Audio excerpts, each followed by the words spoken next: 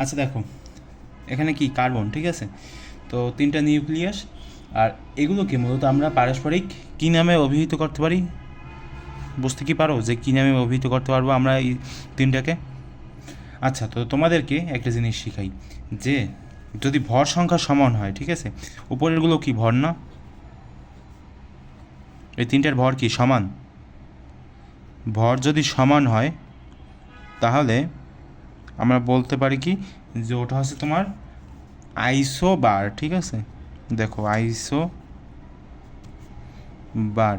আর এগুলো মূলত আইসোবার, ঠিক আছে? পারস্পরিক আমরা কী নামে অভিহিত করতে পারি? আইসোবার নামে। আচ্ছা, তোমাদেরকে আরও 2টা জিনিস শিখাই, যে আইসোটপ আর হচ্ছে তোমার আইসোটোন কাকে বলে। আইসোটোপ কখন বলবা? যখন দেখবা যে তার পারমাণবিক যে সংখ্যা, ঠিক আছে, সেটা 1, বা প্রোটন সংখ্যা 1, তখন সেটাকে আমরা কি বলতে পারি? সেটাকে আমরা বলতে পারি হচ্ছে তোমার আইসোটোপ। প্রোটন সংখ্যা সমান, ঠিক আছে? প্রোটন কীভাবে লেখে?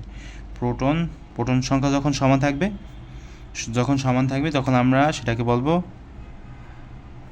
আইসোটোপ, ঠিক আছে? আর যখন কি সমান থাকবে বলো তো? যখন নিউট্রন সংখ্যা সমান থাকবে।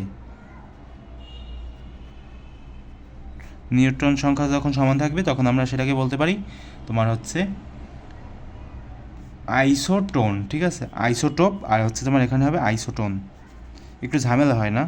মানে একটু তাড়াতাড়ি যদি একটু করতে যাও তাহলে হচ্ছে তোমার একটু ঝামেলা হয়ে যাবে, কিন্তু যখন মানে আয়ত্ত করে ফেলবা তখন আর কিন্তু কোনো ঝামেলা হবে না।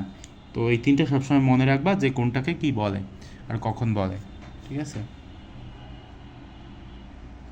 এটা হচ্ছে তোমার আইসোবার, মানে পারস্পরিক, এগুলো হচ্ছে তোমার আইসোবার, সেটা হচ্ছে উত্তর এটার।